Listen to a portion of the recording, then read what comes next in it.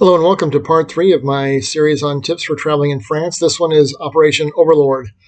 There are lots of places that you can go in Normandy if you are looking to get your fill and fix in of D-Day drama. There are lots of places along there that may have relevant significance to you as an individual based on your ancestry. None of my grandparents were in the European theater. They were all in the Pacific. And so more for me, it was an opportunity and experience to go and get what I felt was of interest to me from that particular day. So we went on May 8th. That's VE Day because I didn't want to be in Normandy in June. And the places that I got to see were Pointe-du-Hoc, Saint-Mère-Église, Carentan. I'm not sure what sector of Omaha Beach that we saw. Went to Caen, and then we went to the Pegasus Bridge. And I recommend all of those, in addition to one other site that I happened to drive by, because of the following recommendations. Oh, and we saw the cemetery that's there also on Omaha Beach, which was not like they depicted in the movies. Oh, and then we saw one other non-Normandy site two non-Normandy sites. I'll go ahead and start with those. The first one non-Normandy site we stopped at was Isigny-sur-mer. And that city is not significant in any way that I know of to the Normandy invasion. It is, however, where Walt Disney's family is from, Walt d'Isigny-sur-Mer. And I wanted to stop there because I just wanted to visit where his family had originated from. So that's where Walt Disney has come from. Walt d'Isigny is it from Isigny-sur-Mer. Then the other place we went to in Normandy that had no significance whatsoever to do with D-Day was Bayeau. And I wanted to stop in Bayeau because of the Bayeau tapestry. It's an old Roman, it's one of the northernmost Roman settlements in Normandy that's of any significant size. And you can tell based on, if you look at any maps of Normandy, the Bayeau was very, very important. Unfortunately, when we were there, it was raining, and so all the Roman ruins are encapsulated with these containers with like plastic shields on them, and there was condensation on the inside, so we couldn't see any of it. But the cathedral there is phenomenal. The restaurants there are interesting. The architecture is unique. It's also rather interesting because Bayeau does not seem to have had anywhere near the amount of destruction that other cities like Saint-Lô had. There was a huge battle there, so they told us to stop there. We stopped there, looked at it. We're like, yeah, this city's been completely rebuilt. So Saint-Lô is basically, unless you have someone who went there from your ancestry, it's probably passable. But so Bayeau has the Bayeau tapestry. That's on display there. The cathedral is interesting because part of the cathedral wall is part of the old Roman wall, which you also see in major cities in Spain. When they built the cathedral, they incorporated part of the Roman wall as the wall to the cathedral. It's one of the prettiest cathedrals that I saw, although it's sad that a lot of the stained glass windows there are destroyed. The other big church that we saw there was in Carentan, and that one was really bad.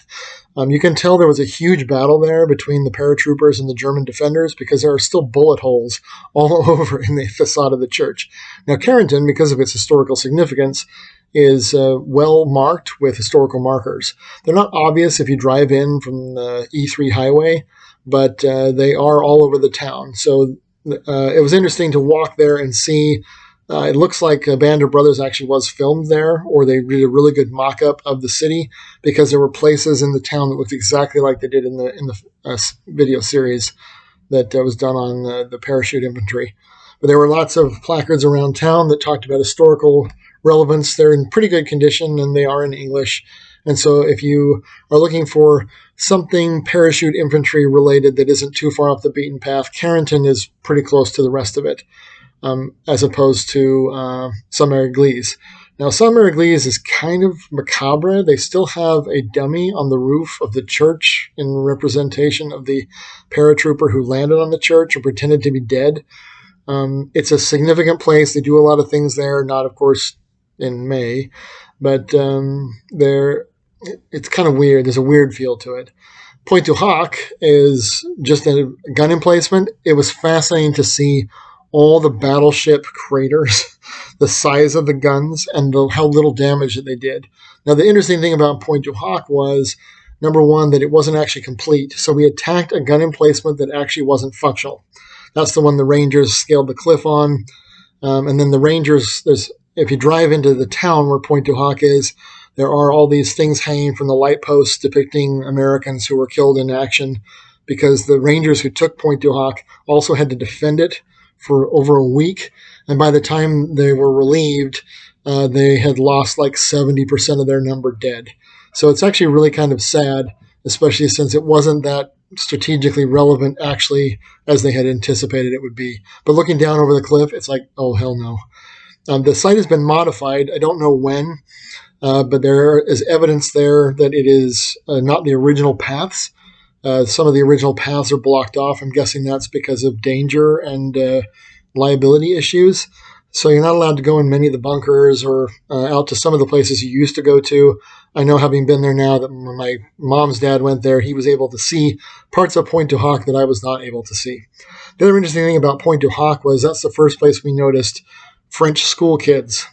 Now, the French bus their school kids out to Normandy, Omaha Beach around VE Day, because D-Day is after school gets out, and they force them to experience and relive their future or their history, which I think is phenomenal, because in America we don't do that at all. So everywhere we went, there were French school kids everywhere by the busload.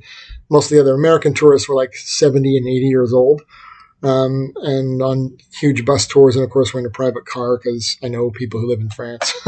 So then from there we went to the beach, and the part of the beach that we went to is between Verville-sur-Mer and Saint-Laurent-sur-Mer. There's a really nice cafe there and a really nice stretch of beach that's accessible. Past Saint-Laurent-sur-Mer, the beach becomes American property, because past Saint-Laurent-sur-Mer is where the cemetery is. So if you get to the cemetery, which I do recommend, it's not quite the same as in Saving Private Ryan. Like, you can't wander around in the cemetery.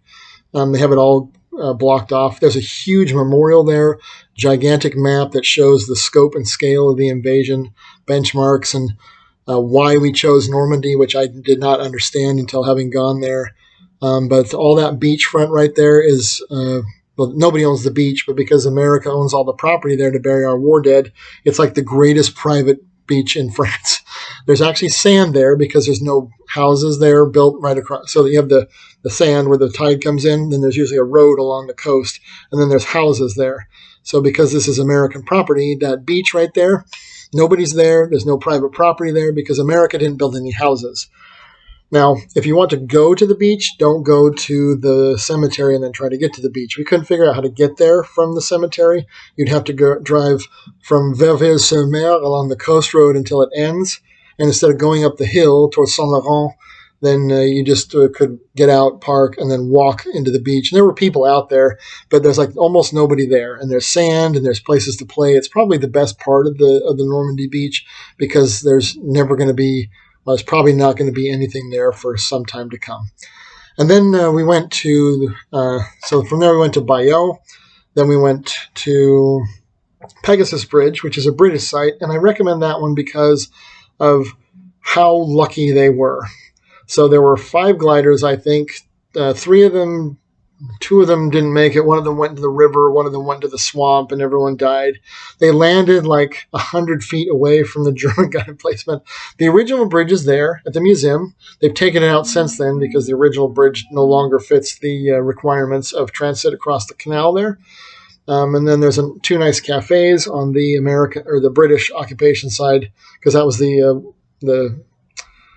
extent of the British control sector there at the time. And then the British would push over towards Calais and Dunkirk as part of their occupation zone, and the Americans pushed over toward Mont Saint-Michel and then over into Brittany, or Bretagne if you prefer. So Pegasus Bridge was interesting because it's fascinating to see how easily it could have failed and how lucky they were to fly at night and crash that close in gliders.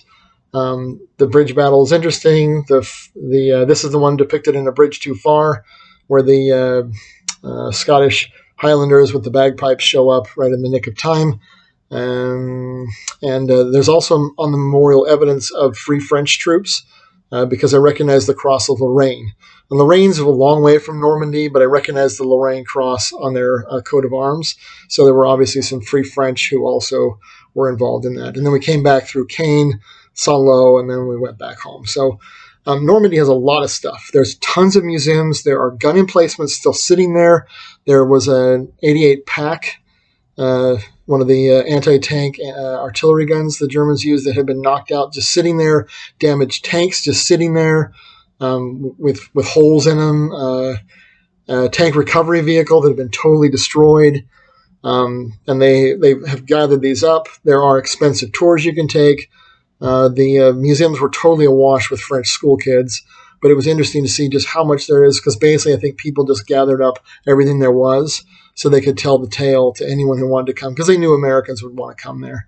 So take your pick. If you have any interest in a particular place, I recommend that. Otherwise, if you've seen one, you've seen most of them, unless there's a particular part of the battle that you want to know about. What was fascinating to me is the extent of the invasion zone. It's not really made very clear just how big the invasion zone was. And the invasion zone was almost all of we really did invade Normandy. All of the coast along the flat part and then up the peninsula, about 2/3 of the way up, was all invaded at the same time. We literally invaded almost all of the shore of Normandy at once. And I did not realize it was that big. It was also interesting to stand on the beach, walk on the beach, because the tide comes right up to the rocks. And so they landed at low tide when the beach was exposed.